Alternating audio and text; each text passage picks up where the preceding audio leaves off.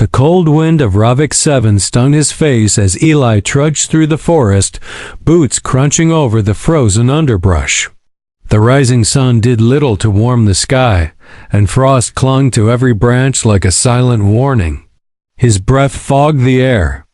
As he neared the small clearing where he'd set the snare traps last night, with supplies running low and his ship's food replicator damaged again, L.A. had little choice but to hunt the old-fashioned way.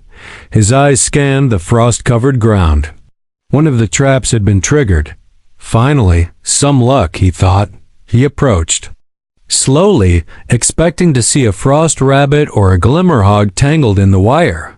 But as he stepped closer, he stopped in confusion. The trap's tension line was taut, pulling against something large, much larger than any prey that should have been caught. Something was moving under the collapsed net. A faint groan. His heart skipped. Was it a predator? He drew his sidearm just in case and cautiously pulled the net away. The figure underneath wasn't a creature from this planet. It was a girl. Not human. Her skin shimmered with a pale lavender tone, glowing faintly in the dim light. Long silver hair flowed over her shoulders like starlight, tangled with leaves and dirt. She wore a tattered, form-fitting suit made of a material he didn't recognize, parts of it torn as if she had escaped something or someone. Her eyes blinked open. Deep violet irises met his. And for a second, Ali forgot how to breathe. She was beautiful. Not in a human way. In an impossible way. Ethereal. Like she didn't belong in this world or any. She tried to move, but the trap had wrapped tight around her legs. Easy, Eli said, lowering his weapon and raising his hand slowly. I'm not gonna hurt you. She didn't answer. Her gaze darted around, panicked. She looked like she was about to scream. Eli dropped to one knee. I'll get you out. Just don't panic, all right? She tensed as he reached for the snare lines. They sparked faintly, some kind of energy in her body reacting to the metal. That wasn't normal. He worked fast, cutting the cords, careful not to touch her skin directly. As the net loosened, she pushed herself up, weak and shivering. Voice was soft, like wind through a cave. You? Not with them? Who? Eli asked, surprised that she spoke basic. She looked toward the sky, then back at him. Hunters. He glanced up instinctively, half expecting ships to descend. Nothing. Only clouds and silence.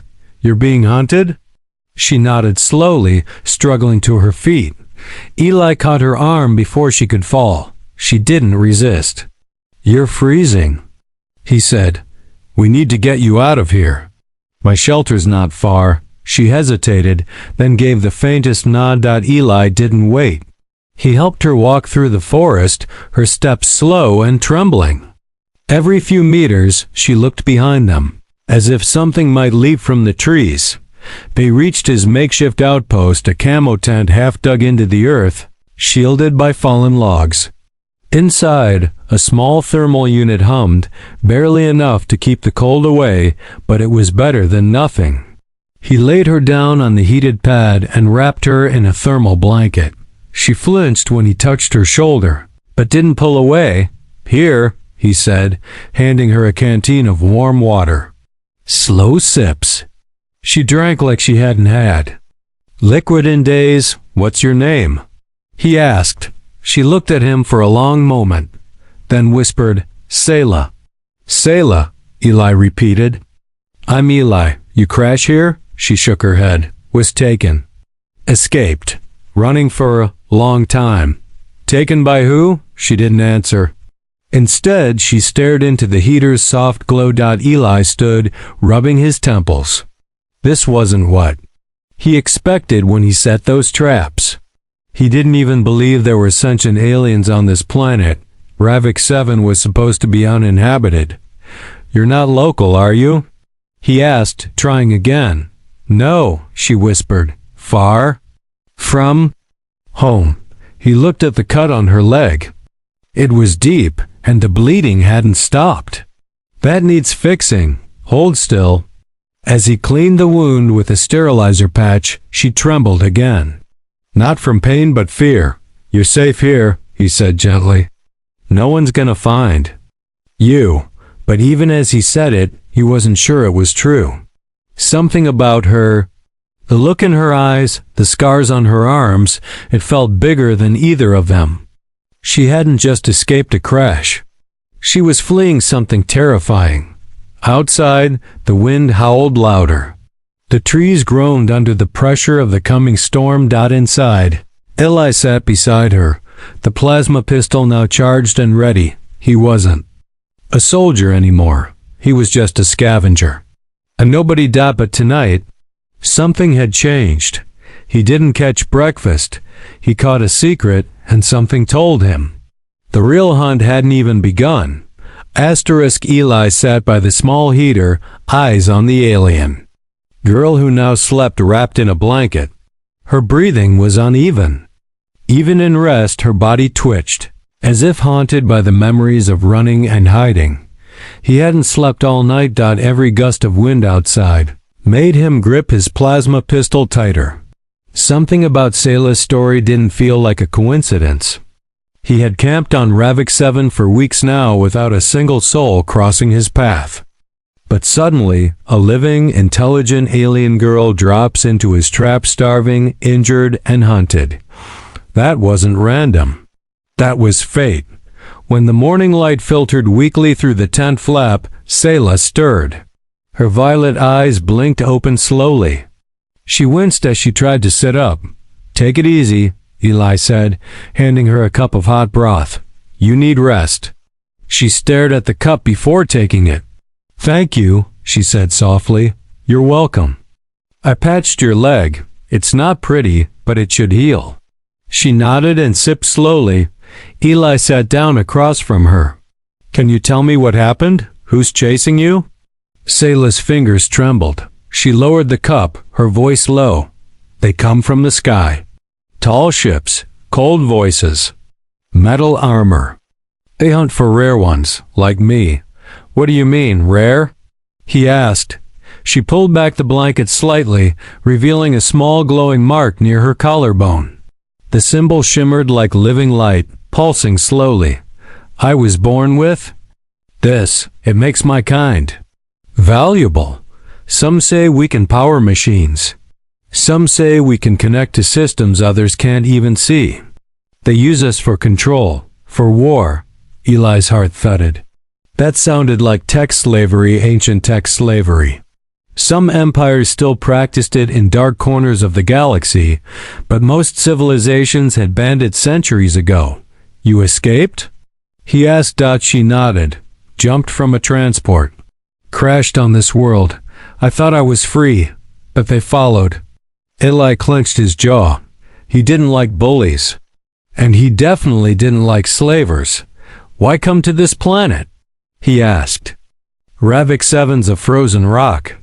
There's nothing here but ice, scrap, and old mining ruins." "I didn't choose," she said. "I crashed. And now they'll come." Eli stood up and began pacing. He needed a plan. If what she said was true, she wasn't just being chased, she was being hunted like a living weapon. And if they found her here, they'd kill anyone in their way, including him. "I've got a buried shelter about 2 kilometers east," he said, "built into the side of an old dig site. It's deeper, warmer, shielded. We should move before they pick up your trail." Sayla looked uncertain. "You would help me? Even now?" Eli turned to her. "You're not a weapon. You're not a thing. You're someone. And no one deserves to be hunted like that." For the first time, she smiled. It was small, but it was real. They left the tent within the hour. Eli had her wrapped in thermal gear, his extra coat draped over her shoulders. The wind outside had softened, but the air still bit at their faces. As they moved through the trees, Eli carried his gear with one hand and kept his pistol close with the other. Sayla walked beside him slowly, eyes scanning the skies. They moved in silence until a strange sound echoed overhead. Deep hum, A vibration in the clouds. Eli stopped. Get down. They dove behind a snowbank just as a ship cut through the clouds. It wasn't large, but it was fast, sleek, black metal body. Red markings. Selah grabbed his arm. That's one of theirs. The ship didn't land. It passed above them, scanning. Eli cursed under his breath. They're sweeping the forest, he thought fast. They were still about a half-kilometer from the dig site. If the ship circled back, they'd be exposed in the open. Come on, he said. We run, now. They ran through the underbrush, Eli breaking the frozen vines with his boots. Branches tore at their faces. The sound of the ship was growing again, louder now. It was turning. Selah stumbled but didn't fall. She pushed forward with everything she had. The wound on her leg bled again, but she didn't slow down. The dig site came into view, a jagged hole in the frozen hillside, surrounded by metal ruins and collapsed mining gear. Eli slammed the control panel hidden behind a broken beam. A small door hissed open, revealing a tight tunnel with stairs leading down. In! He yelled. They both slipped inside just as the ship came roaring over the ridge. The hatch sealed shut behind them, and the sound above grew faint. Eli leaned against the cold wall, breathing hard. Selah collapsed beside him, shivering. They had made it for now, but Eli knew one thing for sure. The hunters were closer than ever, and this frozen planet wasn't big enough to hide for long. Eli lit a small lantern inside the shelter. The deep underground chamber hummed softly with old mining generators he had restored months ago. The place was cramped and rough, but it had thick walls and energy shielding. It wasn't just a hideout, it was the safest spot for kilometers. Selah sat near the heater, her skin pale and her eyes half closed. She was exhausted. Blood soaked the bandage on her leg, and her hands trembled as she tried to hold a cup of water. You're losing too much, Eli said, kneeling beside her. That cut reopened when we ran. He unwrapped the bandage and frowned. The wound wasn't healing. It looked like something had poisoned it. The veins around the gash were darkening. This isn't normal, he muttered. What hit you? Selah's voice was faint. One of them used a shock net. It burns inside. Eli grabbed his pack and pulled out a med kit. His supplies were limited: some burn salve, antibiotics, a microsuture gun, and a pain suppressor. Not enough for something alien. This might sting, he warned. She nodded. He injected the suppressor and applied the salve, watching her twitch in pain. As he closed the wound, she went silent, her body finally relaxing. You need rest, he said. Real rest. I cannot sleep long, she whispered. They will track. Eli looked around. The shelter had a signal jammer, old mining tech that could block scans for a few miles. But it couldn't hold off a full search crew. And if those hunters were serious, they wouldn't stop until they burned the entire valley. Why are they so desperate to get you back? He asked. She hesitated. Because I'm the last. Eli frowned. Last what? Last of my line. She said quietly. My kind once ruled a city that could speak to the stars, but we lost everything. The ones who hunt me. They are not just slavers. They want power, and I am a key. A key to what? Her eyes glowed softly in the dark. There is a ship, old, buried, sleeping deep below ice and stone. It needs a voice like mine to wake. Eli leaned back, stunned. This wasn't just about her. This planet was hiding something. You're telling me there's an ancient ship somewhere nearby? Buried under Ravik 7? She nodded. They used my blood to trace it, but only I can unlock its core. Eli's mind raced. No wonder she was being hunted. If she was the only one who could access some ancient starcraft, she wasn't just rare, she was priceless. What happens? If they find the ship first, he asked, they will control it. and destroy worlds. Eli stood and paced. This was getting worse by the minute. He came to this planet to scavenge tech and survive quietly, not get wrapped up in galactic war. Threats? But now he was sheltering a girl who could start or stop a war. "You should have told me," he said. "I might have run the other way." "I would not have blamed you," she whispered. Eli turned back toward her. She looked so fragile, wrapped in a blanket, her silver hair glowing in the lantern light. But her eyes, they were strong. She had survived more than he could imagine. "I'm not running," he said. She blinked. "Why?" "Because I've seen what happens when people like you fall into the wrong hands. I've seen it in the wars. I've seen it on broken worlds. You're not just some lost girl in a trap anymore." She smiled faintly. Suddenly, a beeping sound came from the far wall. Eli rushed over and checked the scanner. Movement. 3 read. "Dots approaching. Fast. They're here," he muttered. He grabbed his weapon and tossed a spare blaster to Selah. She took it. "Weak but alert. I can't fight," she said. "Then stay hidden. I'll slow them down. You'll die. Better me than both of us." He opened a hatch behind the gear shelf, a tunnel leading to an escape route through the mines. He turned to her. "If anything happens to me, follow this tunnel. It'll take you close to the ridge.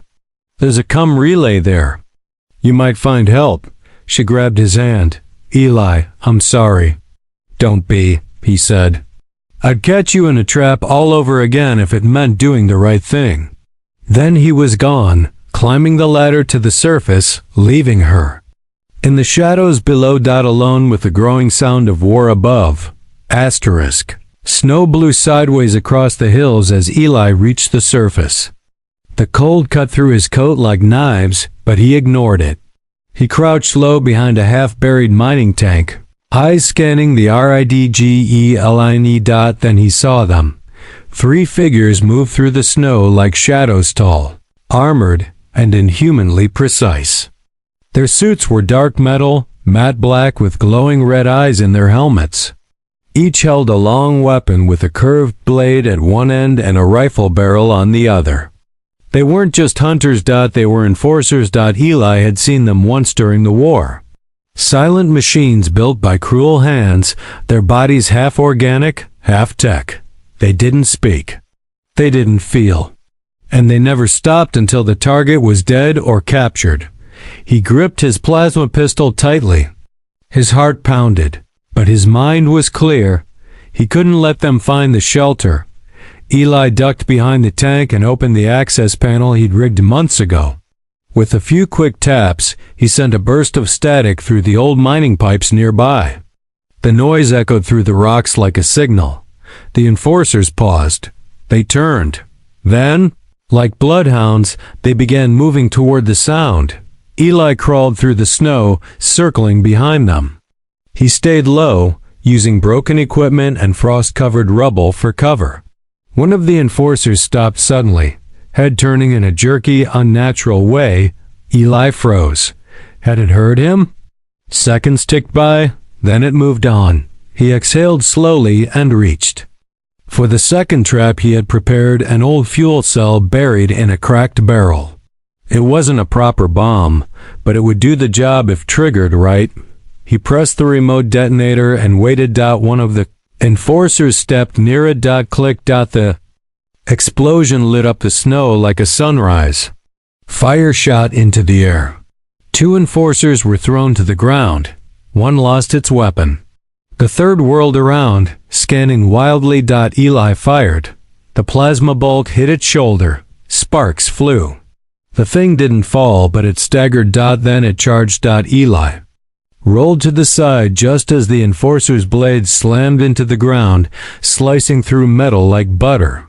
He fired again, hitting its chest. The beast screeched, a sound like grinding metal and a scream mixed together. He ran. The enforcer followed. Back. In the shelter, Selah heard the explosion. The wall shook. Dust fell from the ceiling. She stood slowly, leaning against the wall, her leg aching. She held the blaster tight, breathing fast. He was fighting for her. He was risking everything. She limped to the scanner panel and saw 2 red dots blinking, one fading out, one moving fast toward the shelter. Eli was being chased. She looked at the tunnel escape route. She could leave. She could save herself, but she didn't move. Instead, she turned toward the hatch and began climbing. Eli burst into the clearing above the shelter, stumbling and gasping. The last enforcer was close. Too close. It raised its blade again. A plasma. Bolt slammed into its helmet from behind. The machine spun. Selah stood at the hatch, blaster smoking in her hands. She fired again. This time hitting its leg dot, it fell to one knee. Eli didn't hesitate. He emptied his pistol into the thing's chest until the core exploded with a flash of red sparks. The enforcer collapsed in a heap of metal and hash dot silence returned. Only the wind remained. Selah dropped the blaster and collapsed beside the hatch. Eli ran to her, grabbing her shoulders. "Are you crazy?" he shouted. "You could have died." "I couldn't leave you," she whispered.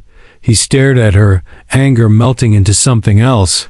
He helped her down into the shelter, both of them shaking with cold and adrenaline. Inside, they sat in silence for a long time. Then Eli spoke. "They know you're here. That was just a scout team. The next group won't be so easy." "I know," she said softly. "We need to find that ship," Eli said. "If it's real, if it can help stop them, then we have no choice." Selah looked at him with tired eyes. "It's not just a ship. It's a guardian, a relic of a fallen empire. But if we reach it first, we might have a chance." She nodded. Eli stood and loaded his gear. "Then we move tomorrow. We find your ship, and we finish this." In the shadows of the deep shelter, 2 souls prepared for a fight far bigger than either of them had ever imagined. One was haunted.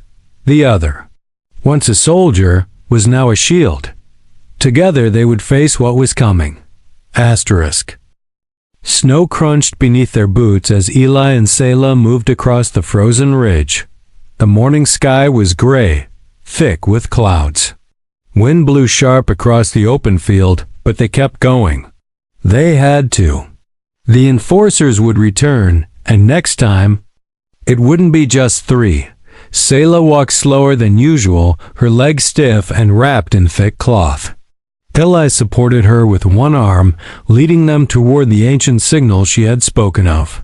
She said the ship was buried deep beneath the glacier. In Sector E9, old mining charts showed nothing unusual there, just ice and forgotten ground. But Selah remembered. Not with maps, but with something else. Her mind. "My ancestors bonded with the ship," she explained as they walked. "It spoke to us, lived with us. When the war came, it buried itself. It said it would sleep until someone worthy returned." Eli gave her a look. "And that someone is you?" "I don't know," she said softly, "but I'm all that's left." They reached a high ledge overlooking a frozen crater. Thick ice covered the center, smooth and untouched. Snow had drifted in over the years, making it look like just another valley, but Selah pointed down. "There," she said. "Beneath that." Eli pulled out a scanner. Nothing. No heat, no signal, no tech, just ice. "It's deep," she said. "Far below their machines." He took a breath. "Then we start digging." They descended the ridge and set up a small drill. Eli powered it with a portable cell, but progress was slow. The ice was ancient, dense like stone. He worked for hours, hands frozen even through. Gloves? Selah helped where she could, clearing slush and keeping watch. Night fell. Still nothing. Eli dropped to the ground, breathing hard. This could take days. "We don't have days," Selah said. She stepped forward, kneeling by the ice. She placed her hands flat on it and closed her eyes. A faint pulse lit up beneath her palms. Soft violet light shimmered through the frost. Spreading out in glowing lines, Eli stepped back. Stunned. The ice responded. It cracked. It moved. A deep rumble shook the ground, and a spiral of symbols lit up in the glacier, forming a path. Slowly, the ice began to sink, as if melting in perfect lines. And then a shape appeared. A massive door, metallic, covered in strange markings, half frozen in crystal. Eli stared. You weren't kidding. Selah stood, her breath shaky. It remembers. They approached the door together. Eli placed a hand on the metal. Cold, ancient, real. Selah touched a circular symbol.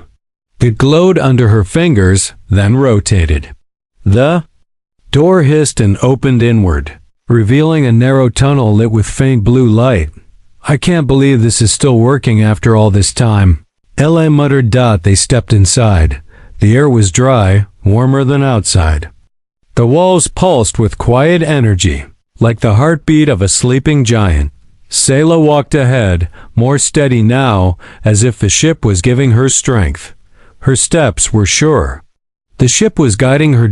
Eli followed, his weapon ready. They moved through long corridors, past walls of dark metal and glowing crystals. The deeper they went, the more alive the ship felt. Whispers echoed faintly, not voices, but memories. Finally, they reached the core chamber, a circular room with a massive pillar rising from the center.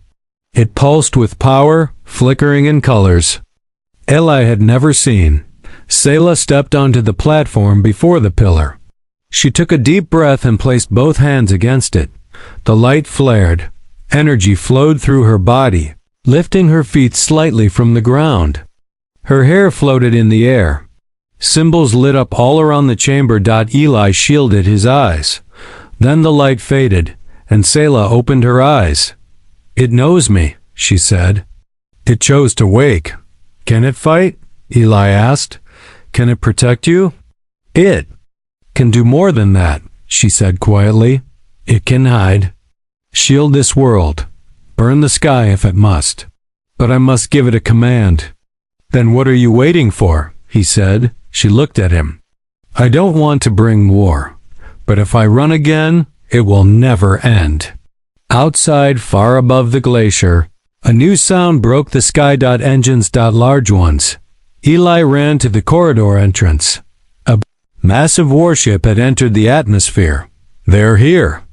Selah turned to the glowing pillar, her voice steady. Then let them come, and the ship.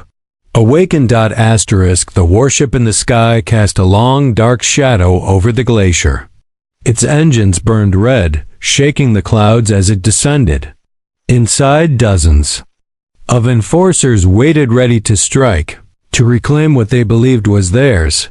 But beneath the ice, something ancient had woken. Eli stood by the corridor entrance, staring up through a cracked section of the ceiling. The warship was nearly overhead, now lowering through the storm like a predator. He gripped his weapon tightly, but deep down, he knew it wouldn't be enough. Not against that. Behind him, Selah floated gently above the platform. The ship's energy wrapped around her, a soft glow pulsing with each breath she took. Her eyes had changed brighter now, almost white with light. The ship is listening, she said calmly. It remembers the war. It remembers my bloodline. I'm the key. And the voice. Eli looked back at her. Then tell it what to do, because we're out of time. Selah raised her hands, and the chamber lit up with symbols across every wall, every surface. The floor began to hum, and a distant vibration echoed through the ship's frame. Outside, the glacier cracked. Massive blocks of ice split and fell away, revealing buried metal structures. Towers pushed up through the snow like forgotten bones. The ancient ship was huge, larger than Eli had ever imagined. Not just a vessel, a fortress. A guardian. Above, the warship adjusted course, slowing its descent. Inside the enemy vessel, the enforcer commander spoke one word: engage. Dozens of drop pods launched from the ship's underside, streaking toward the glacier like comets. Eli ran to Sayla's side. "We've got incoming." "I know," she said. Her voice echoed strangely, like it was layered with another deeper, older. She stepped forward as the floor split and lifted her onto a control platform. A dome surrounded her. Lights flickered, energy gathered. A massive hologram of the enemy warship appeared before her. "They seek control," Sayla whispered. "Let them see resistance." From deep inside the ancient ship, cannons emerged sleek, glowing with old power. Turrets unfolded from hidden chambers. Giant panels rotated and locked into place. Then the glacier exploded. A beam of light shot up from the fortress and slammed into the enemy ship, tearing across its shields. The impact lit the sky. Fire and metal rained down, but the warship held its course. "They have heavy armor," Eli said. "Can your ship break it?" "Not yet," Sayla said. "But it can hold them back." Another volley of energy blasted the enemy ship, shaking it mid-air. The warship responded with its own cannons, firing at the rising towers. Snow exploded across the glacier, and shock waves rolled down the valley. Then the drop pods hit. One landed just outside the main entrance. Eli grabbed his rifle and sprinted through the corridor. "I've got them." He reached the airlock doors just as the first enforcer burst through. Eli fired 3 times, 2 missed, but one shot struck the machine's arm. It staggered, and he charged forward, slamming the butt of the rifle into its head. Another enforcer leaped in behind it. Eli rolled, grabbed the fallen one's weapon, and blasted upward, tearing through the second machine's chest. He panted. Heart racing. More would follow. Back in the command chamber, Sayla's body trembled as the ship fed more power through her. Lights flickered. Symbols changed faster. Her voice filled the chamber. Defense mode. Complete. Weapon sync. Active. Cloaking. Charging. The ship began to shift. It wasn't just firing anymore. It was moving. Panels folded back. Engines lit up. The whole structure began to rise, lifting slowly from the glacier's core like a mountain coming to life. Sayla gasped, but stayed focused. The warship above tried to adjust. Its captain didn't expect the ground to move. More drop pods launched, but missed their targets. Eli watched from the outer chamber as the ice cracked, and the world shook beneath him. "You're flying this whole thing?" he shouted. "I'm not flying," Sayla said from within the control dome. "I'm asking it to rise." And rise it did. The fortress tore free from its icy prison. Debris fell in all directions. Old metal wings unfolded, each longer than a star cruiser. Lights burned across the hull. The ancient ship was awake and angry. Eli stood in awe as they ascended through the blizzard, snow swirling around them like smoke. Then the enemy warship turned. It was leaving, running. "They're retreating." Eli yelled. "They're actually running." Sayla smiled inside the glowing dome. They feared a weapon. But now they fear a voice. As the ancient ship hovered above the ruins of the glacier, Eli stepped beside her. "Is it over?" he asked. "No," she said, her expression calm but sharp. "It's just beginning." The sky above Ravik 7 was burning. The enemy warship fled toward orbit, trailing smoke and broken parts. It had survived, but only just. The ancient ship Sayla's Guardian floated high above the glacier like a dark sun. Its metal wings gleamed with energy, and its cannons hummed, waiting for the next command. Inside the command dome, Sayla slowly stepped down from the platform. The ship's lights dimmed around her as if bowing in respect. Her face was pale, but her eyes still burned. Bright. Eli was waiting. He caught her gently before she collapsed into his arms. "You did it." "No," she whispered. "We did." Eli helped her into a seat and gave her water. He looked around, the massive chamber walls still glowing, machines still watching. What now? You've got a flying warship that could probably scare half the galaxy. Sayla didn't smile. They'll come back, Eli, and not just them. Others will hear what happened here. They'll want the ship, and me. Eli nodded. He'd seen that pattern before. Power always drew attention. And attention brought greed. But I won't run anymore, she said quietly. This ship was made to protect my people. And even if my people are gone, others still need protecting. You're not alone anymore, Eli said. If this ship can move, we should take it somewhere safe. Somewhere no one's looking. Sayla turned toward him. I don't want to hide. I want to fight back. Help others like me. When still in cages, ones who are still hunted. Eli wasn't surprised. There was steel under her soft voice. She might have looked like a lost girl when he found her in that trap, but now he knew better. She was born to lead. And what about you? She asked him. Eli looked out the window as the last clouds cleared. The stars were visible now, bright and distant. I used to be a soldier, he said. Then I gave up. Thought the galaxy was too broken to fix. But you... He looked at her and smiled. You reminded me it's worth fighting for again. Sayla stood slowly, her body still weak, but her spirit strong. Then let's fix it together. The ship rumbled as if responding to her words. Systems lit up. A voice echoed, gently through the chamber, not in words, but in a language only the ship and Sayla understood. It was ready. Eli walked to the console. You trust it? I trust you, she replied. Together they entered the new command bridge. Screens showed orbit, terrain, and far systems. The ship's sensors scanned the galaxy, marking threats and opportunities. A message flashed across the console. Coordinate imprint complete. Navigation unlocked. Pilot, Eli Mercer. Key, Sayla of Lund. Eli raised an eyebrow. It knows my name? It learns fast, Sayla said with a smirk. Eli grinned. Good, because I've got a few ideas. They programmed a path first toward the outer systems where other escaped slaves were rumored to hide. Then deeper toward forgotten colonies and old battlegrounds where ancient tech still slept. This wasn't just escape anymore. It was a mission. Before they left, Eli stood one last time at the viewing port. Below, the glacier was quiet again. The valley that once held death now held hope. I thought I was hunting breakfast, he said. Turns out I found purpose.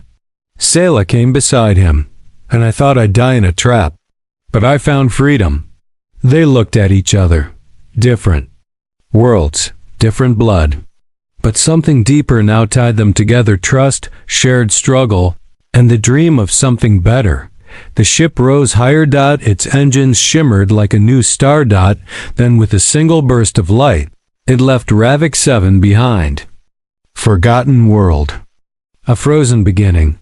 A home no more, but from that place, something powerful had risen. A human and an alien girl, once strangers, now flying toward the stars together, not to run, but to fight. To protect the innocent. To rewrite the future. And maybe, just maybe, to prove the galaxy still had heroes left.